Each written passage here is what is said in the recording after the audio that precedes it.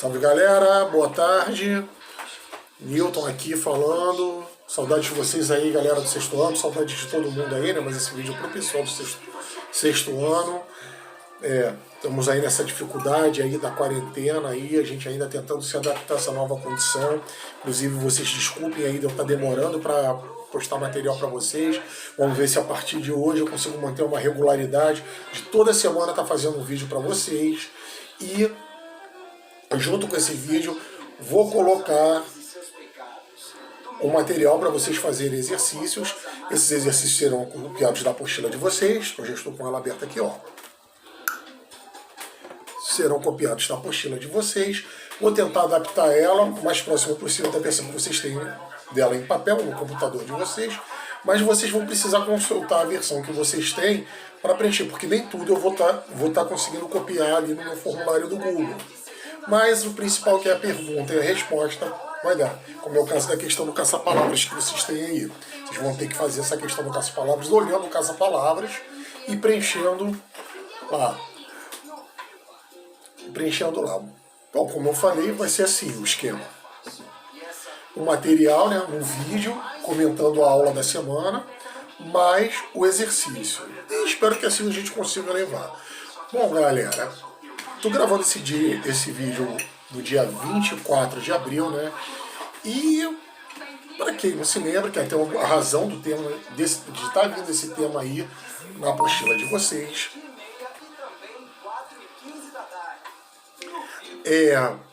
dia 19 foi o Dia do Índio. Dia do Índio, né? É o dia que a gente homenageia, né? E lembra da luta, né? Dos povos originários aqui da América, né? Da importância deles para a nossa cultura, para o nosso país e de todas as dificuldades que eles estão passando. Então, mais do que um dia de pura e simples celebração, é um dia de reflexão. E galera, por que eu estar usando esse termo povos originários? Porque o termo índio não é o termo mais correto. Tanto é que você reparar aqui na sua apostila, na página 17, deixa eu só confirmar se é a página 17 mesmo, desculpe, 18, está falando deles como povos indígenas. E assim, por que esse termo índio é incorreto? Índio, indígena, até parecido, né? Galera, índio é quem nasce na Índia. Esse termo ele vem de um erro geográfico, porque quando Cristóvão Colombo chegou aqui no século XVI, quando chegou aqui no Brasil não, aqui na América no século XVI, ele achou que estava chegando na Índia, que era o objetivo dele, chegar na Índia, na China, para conseguir pedras preciosas e especiarias direto da fonte, sem precisar de atravessadores. Vocês vão entender isso com um pouco mais de detalhe lá pelo 7º ano. Mas eu já estou dando um pequeno spoiler aqui.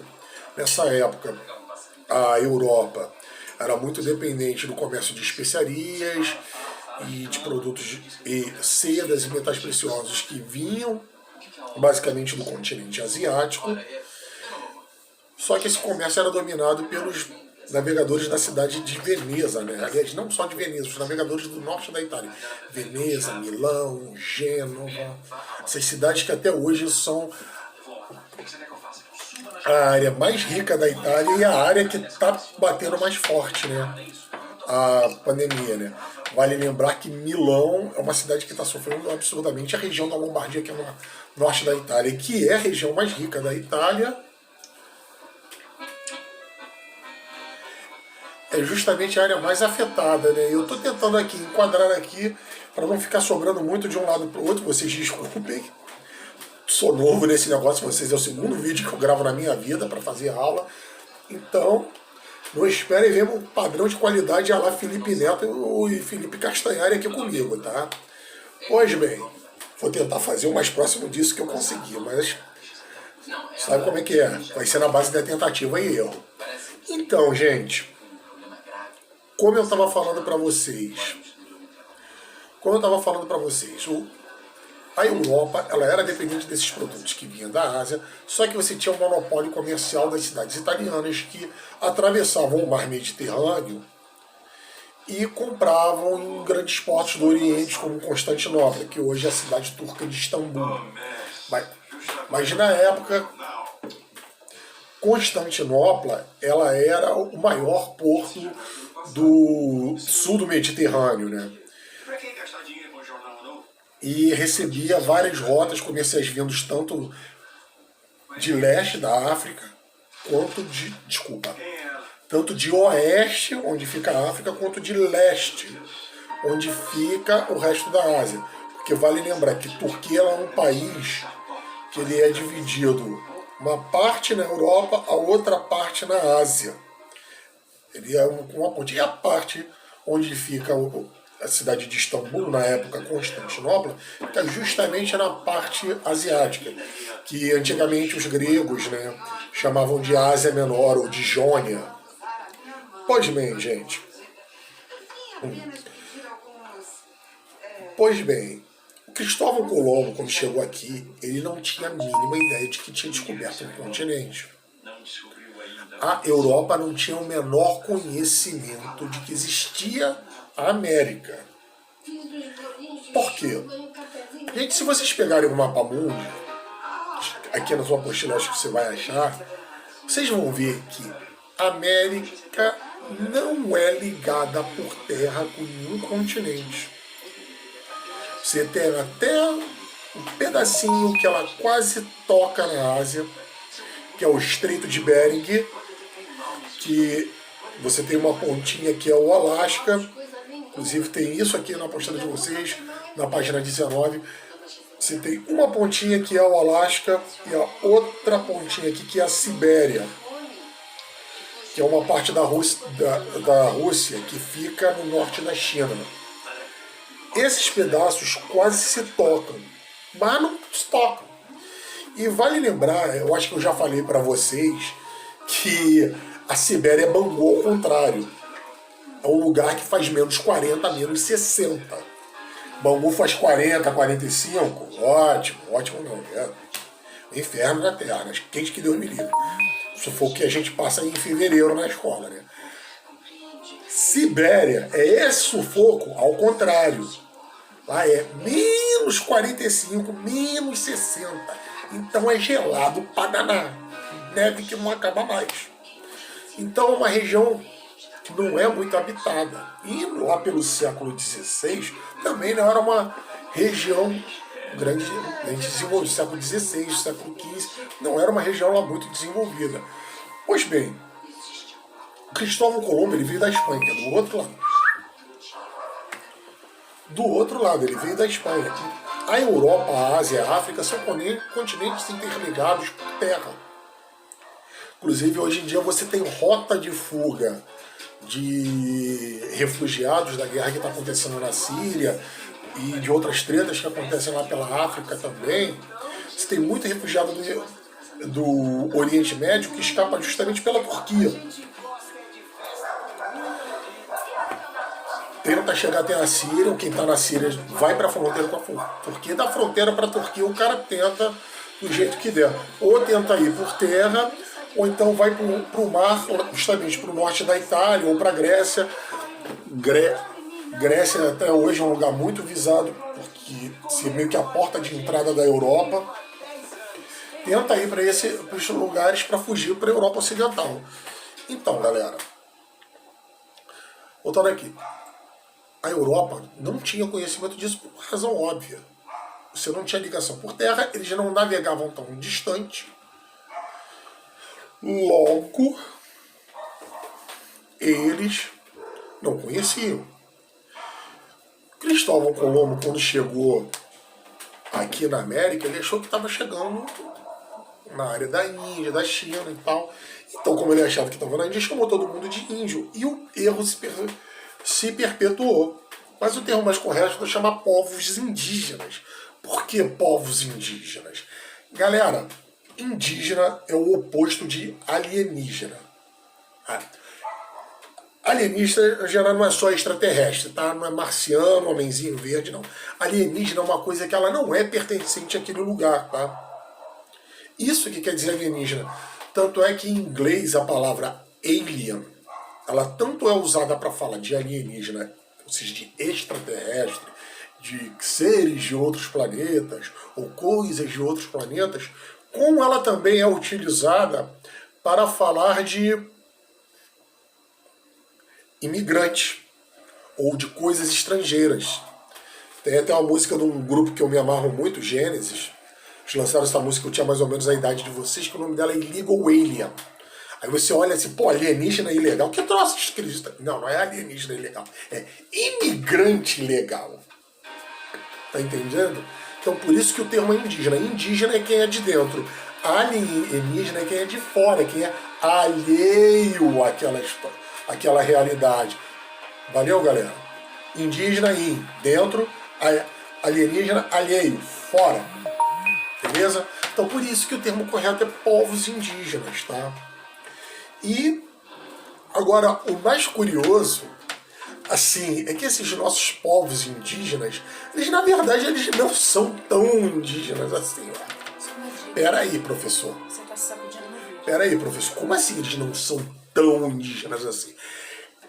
Cara, como você vai ver aí na sua apostila, eles também, assim, eles não são o que a gente pode chamar de autóctone.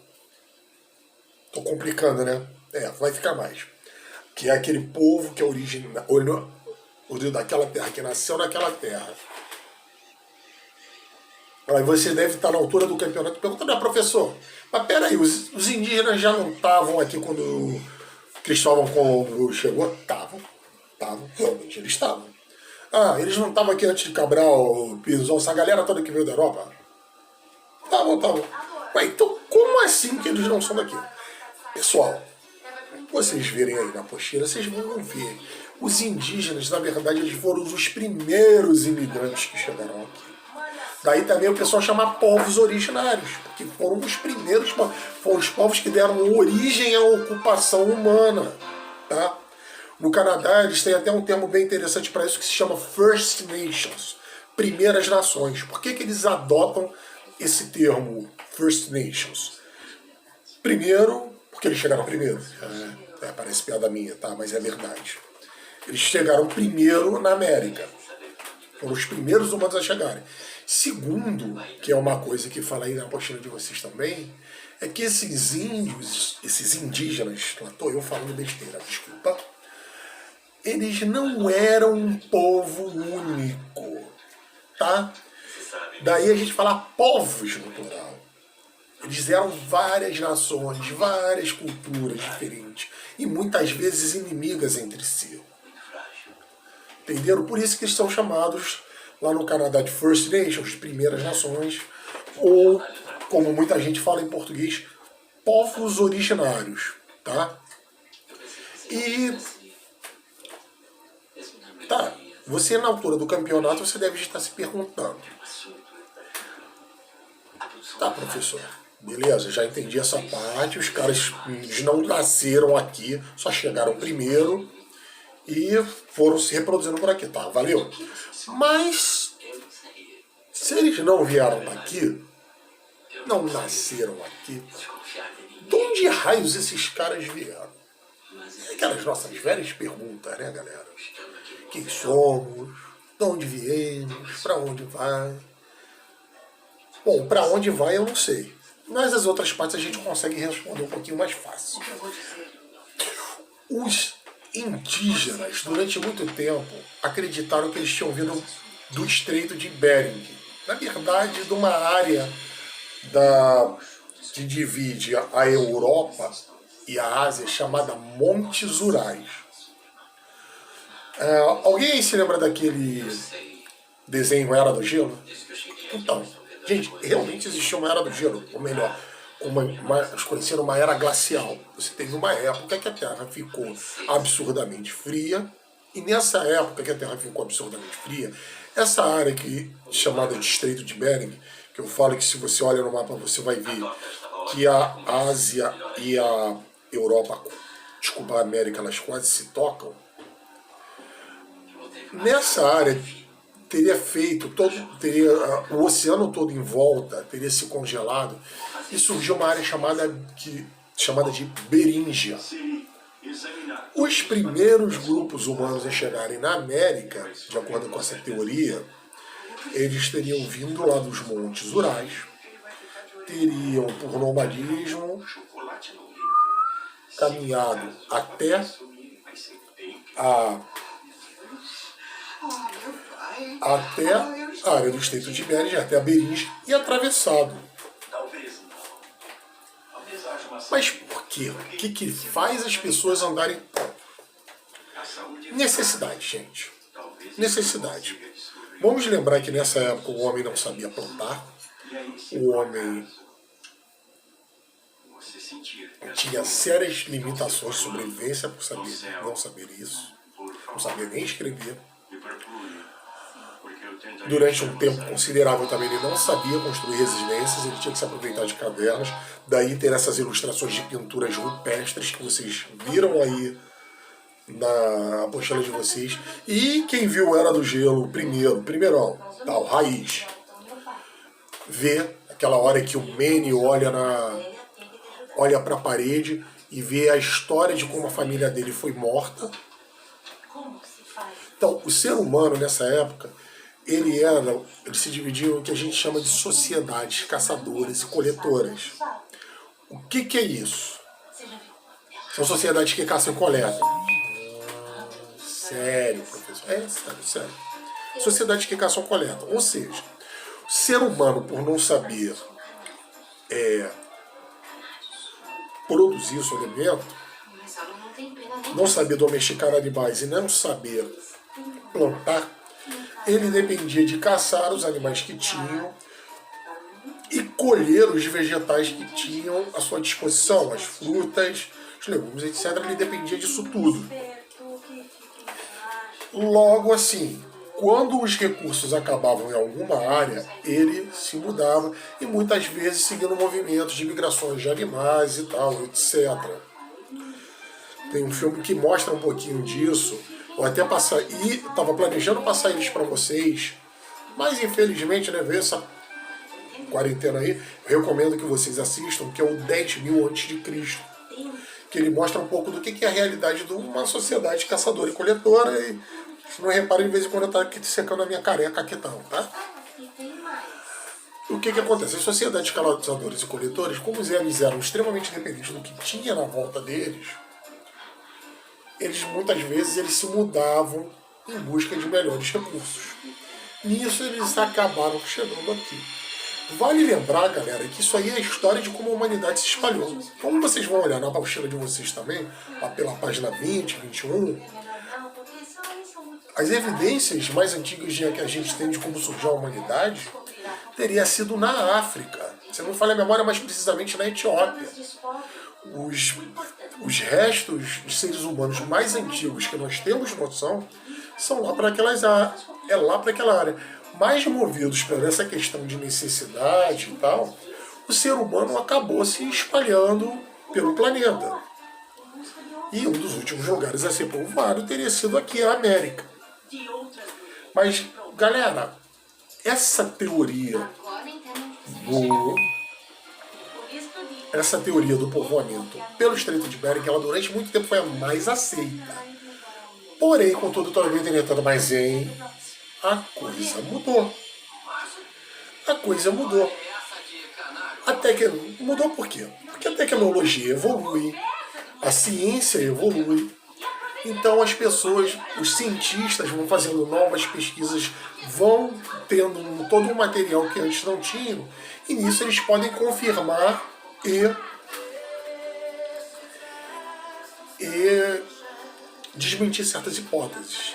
E vale destacar aí o trabalho de uma arqueóloga que num sítio no Piauí, eu não estou falando de sítio de fazenda, não, estou falando de sítio arqueológico, um lugar que é reservado para pesquisas de arqueólogos. Os arqueólogos, eu já expliquei para vocês, são profissionais, são cientistas que eles trabalham com cultura material, ou seja, diferente de mim, que eu sou historiador, que eu trabalho basicamente com escrita, eu até uso imagem também, mas minha área de excelência é a escrita, é a análise do texto.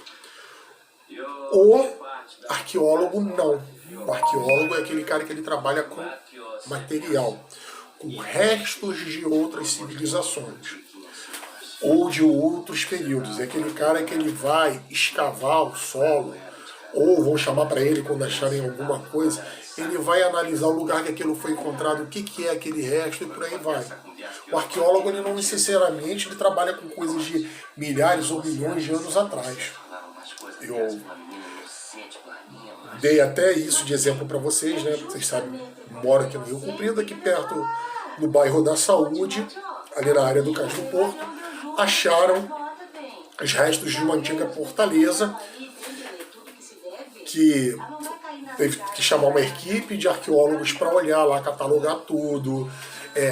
Quando você acha algo desse porte, você não pode mais escavar de qualquer jeito. O arqueólogo ele também tem isso, porque ele sabe como é que tem que ser escavado, tem que vir lá com um pincelzinho lá para tirar a poeira lá sem danificar as coisas. Ele tem que olhar o ar. É um trabalho de pesquisa, um trabalho científico. E não foi só os restos de uma antiga fortaleza que acharam aqui na Gamboa. Também acharam um lugar onde os escravos que vinham da África, os escravos não, desculpe, gente. Sabe como é que é? Anos de maus hábitos fica às vezes difícil da gente tirar. Os africanos escravizados, que eles vinham nos navios negreiros e não resistiam, eles eram enterrados aqui no Rio de Janeiro e descobriram essa área onde eles eram enterrados. Essa área hoje em dia é um ponto turístico importante chamado Cemitério dos Pretos Novos. Tá falando aí na apostila de vocês ali pela página 21, se eu não me falha a memória, que ele faz parte do Circuito Cultural da Pedra do Sal, que é um circuito cultural aqui muito interessante. Espero um dia a gente consiga ir, né? Quem sabe, né? Deus quiser. Mas, independente de ir comigo, vale a pena vocês irem com os pais de vocês quando essa situação toda acabar. Que é um circuito voltado para falar da importância da nossa herança africana, das nossas matrizes negras. Vem aí detalhado aí na apostila de vocês. Então, galera, o ser humano, para vocês terem uma ideia, surge na África. Da África ele se espalha para vários continentes. E nessa chega aqui no Brasil. Na América como um todo, incluindo o Brasil. Mas, galera, eu estava falando para vocês, né, que a ciência evolui. E lá pelos anos 80, quase 90, viradinha dos anos 80 para 90, um dado interessante que surgiu foi uma arqueóloga lá no Piauí, uma senhora chamada Niede Guidon, que ela descobriu restos de uma fogueira localizados numa caverna que datavam de antes da Era Glacial. E isso foi um rebuliço, né? Um rebuliço na época, porque ela defendeu que aquela fogueira era de origem humana. Qual era a base científica que ela usava? A localização da fogueira. Que a fogueira, ela estava num ponto estratégico da caverna que não dava para ter sido atingida por um raio, mas também não estava fundo demais a ponto de que se alguém estivesse ali, se sufocar com a fumaça. E fora uma série de outros restos arqueológicos que ela acabou encontrando na área lá. Isso tudo, galera, foi uma verdadeira revolução. Além disso, vale importante falar da Luzia. Luzia, né, que acho que vocês devem se lembrar, né, aquele famigerado incêndio que ocorreu no Museu Nacional 2 anos atrás, né, que foi uma perda inestimável, né, para a ciência não só do país, do mundo. O Museu Nacional, ele mais do que um lugar onde você tinha vários artefatos antigos, ele é um centro de pesquisa importantíssimo. Inclusive, eu já até tentei fazer doutorado lá. Você tem diversos programas de pós-graduação lá, desenvolvendo patrimônio intelectual inestimável e uma coleção que simplesmente não dava para repor. Não dava, muita coisa foi perdida. Dentre elas, uma coisa que graças a Deus não foi perdida é o crânio do ser humano mais antigo da América. E quem? Raimundo Nonato? Não, Luzia. Luzia, ela foi também uma... Desculpa, na cara. Pronto. Luzia, gente. Luzia, que eu não sei se é pra trás da horta. Tava com saudade das minhas piadas idiota, né? Pois bem, Luzia, ela é o ser humano mais antigo e foi um susto quando fizeram a reconstituição dela, por quê? Eu não sei se vocês talvez se lembrem, quando eu comentei com vocês sobre outros cientistas que trabalham em parceria com historiadores, eu falei para vocês de uma galera chamada antropólogos. Eu, inclusive, tenho mestrado nessa área, uma área muito específica que é a antropologia musical. Então, o antropólogo, ele é um cientista do homem. Como assim, cientista do homem? Ele estuda o homem em sua totalidade. O antropólogo, ele tanto estuda aspectos físicos como estuda aspectos culturais do ser humano. No meu caso, eu me concentrei foi na música, que é o que eu curto, né? Vocês sabem que eu amo de paixão. Inclusive, deixei de recomendação para vocês darem uma ouvidinha para animar a aula de vocês, vocês derem uma ouvida na música Dia de Índio, da Baby do Brasil. Pois bem, e uma parte da antropologia, que essa que é mais ligada nos aspectos físicos, que a gente chama de antropologia biológica, ela faz o quê? Ela, entre outras coisas, ela trabalha com reconstituição de crânios. Não é à toa que muitas vezes esse pessoal da antropologia biológica cai para a área forense, a área de investigação. Quem aí é fã de CSI e afins, né? Outros seriados policiais talvez tenha visto uma vez ou outra alguém pegar um crânio, começar a botar massinha de modelar até ficar o rosto da pessoa. Normalmente quem faz isso é um antropólogo. Então fizeram isso com a cara da Luzia. E o grande susto que o pessoal tomou foi que a Luzia ela não tinha as feições dos nossos índios. Ela tinha umas feições muito mais parecidas com africanos. Hoje em dia também já sabe que ela não era africana, mas a gente vai chegar lá. Beleza?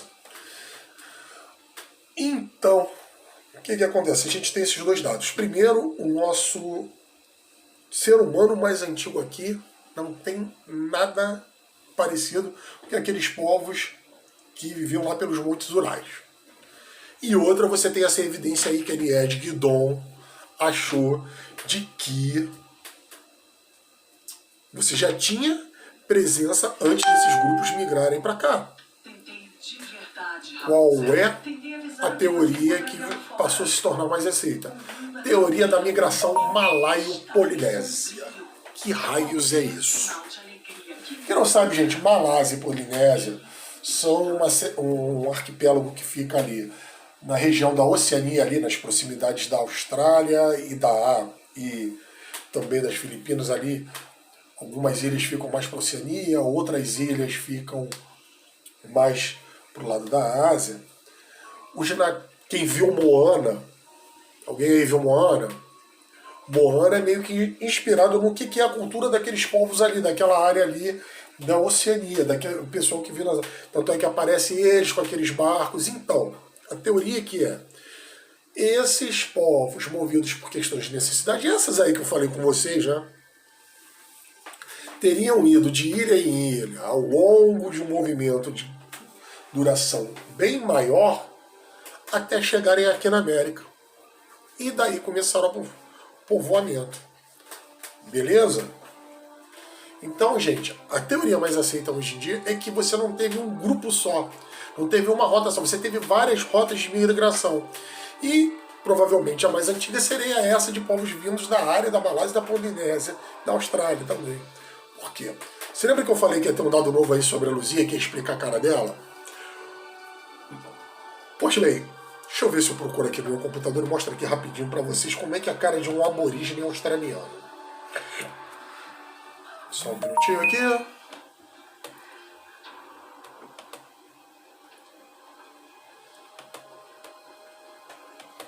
Espera aí.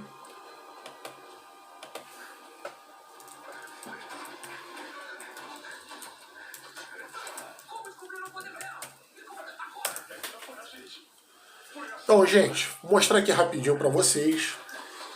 Espero que fique ok aqui.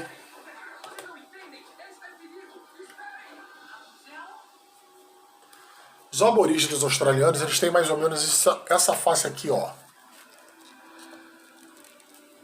Você está bem?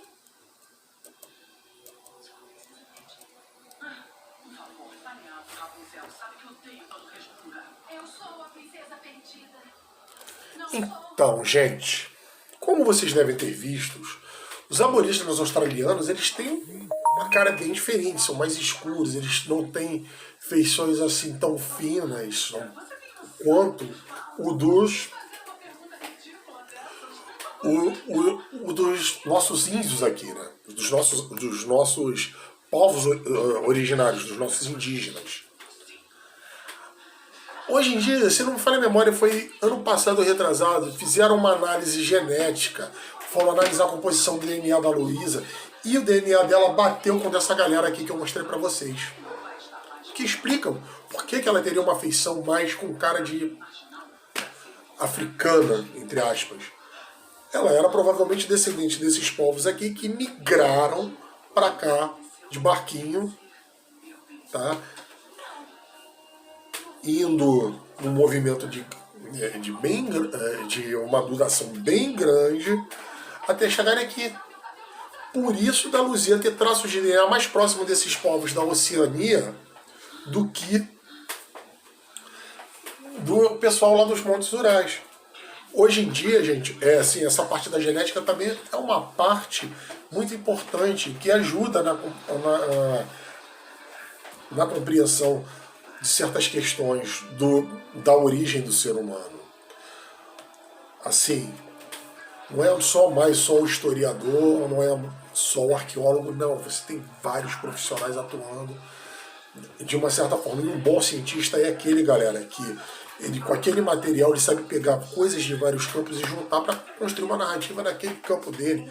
Mas não é só uma narrativa, de encontrar uma prova concreta, tá?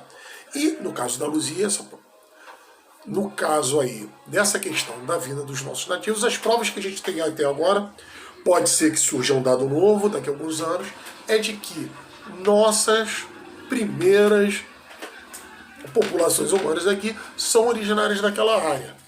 Não assim, é uma origem direta, porque se vocês tiverem curiosidade de olhar no mapa, a distância da Austrália para o Brasil é absurda, mas é aquela história, mas que vieram num movimento